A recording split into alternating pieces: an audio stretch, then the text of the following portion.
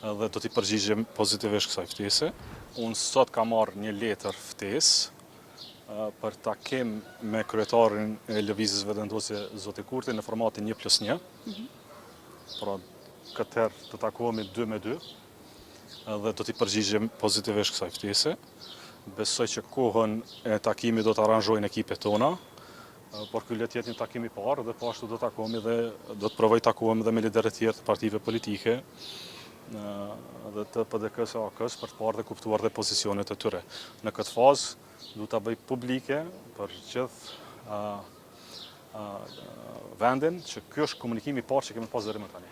Po nuk ka pas komunikime paraprake, nuk ka pas komunikime të tjera, kjo është komunikimi i parë zyrtar që kemi pasur që nga përfundimi i zgjedhjeve dhe prandaj s'mund të jap më tepër informacione pa ulur në takim. Cilat do të jenë kushtet tuaja në takim? Çka do të jetë tema e diskutimit? Do të flisni për emra konkreta apo janë ato që keni thënë që do të jenë parimet? Jo, ne do të flasim për parime fillimisht.